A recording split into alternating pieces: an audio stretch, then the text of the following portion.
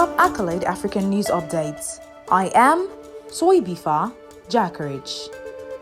At least 40 people have died following the explosion of a gas tanker in north-central Liberia. The West African country's chief medical officer, Francis Kateh, said on Wednesday. The fuel truck crashed late on Thursday in Totota, Lower Bong County, and soon after exploded, killing and injuring many who had flocked to the scene. Dozens of people are still in hospital with serious burns, and the death toll could rise, Kateh told reporters. Poor road safety and weak infrastructure have made Sub-Saharan Africa the world's deadliest region for crashes, with the fatality rate 3 times higher than the European average, according to United Nations figures.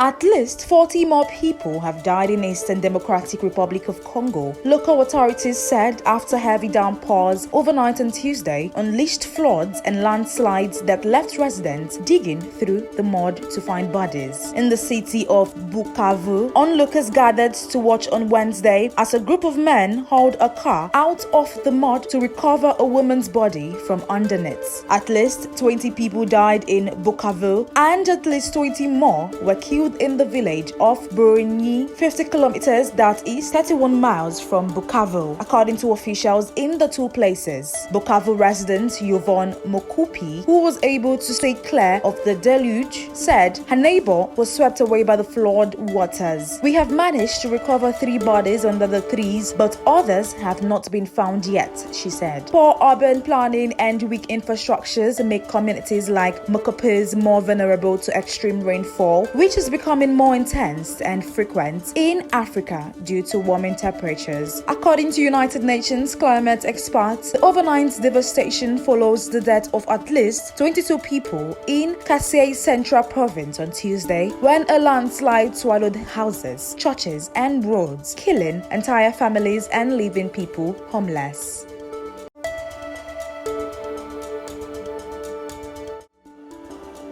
Congolese police violently broke up a banned protest in the capital, Kinshasa, on Wednesday, leaving several people wounded, and one opposition leader said more marches were planned against last week's votes. Disputes over the December 20th presidential and legislative elections threatened to further destabilize Democratic Republic of Congo, which is already grappling with a security crisis in eastern areas that has hampered development in the world's top producer of cobalt and other industrial minerals and metals. Riot police surrounded the headquarters of Martin Fayulu, one of the President Felix Tshisekedi's main challengers, and used tear gas and forced to disperse protesters who had gathered for Wednesday opposition march in defense of a government ban. Fayulu and fellow opposition heavyweight Moyes Katumbi condemned what they call the heavy-handedness of the police response. His team said separately they did not plan to use legal channels to contest election results, asserting that institutions including the Senate Election Commission and the Constitution Courts were committed to tipping the vote in Tshisekedi's favor. Kinshasa Police Chief Blaise Limba defended his forces' move to close down Wednesday's unauthorized demonstration. He said 2 police officers have been injured by stones as well as a number of civilians. Fayulu said 11 protesters have been injured.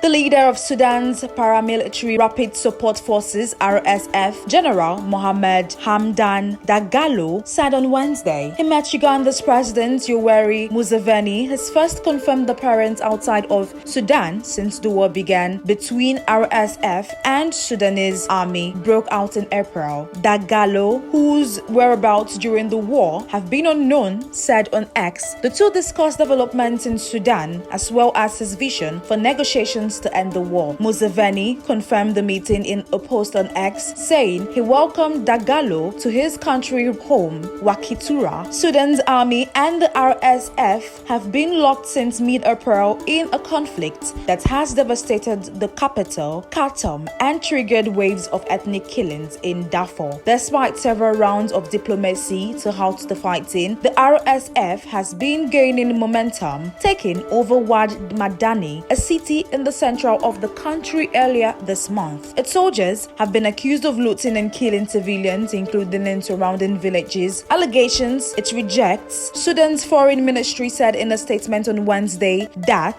Dagalo was not able to travel to Djibouti, the current chair of regional body IGAD, for a planned initial meeting with Sudan's Army Chief Abdel Fattah al-Burhan. A source familiar with the matter said the meeting was postponed because of disagreements between the two, without giving further details.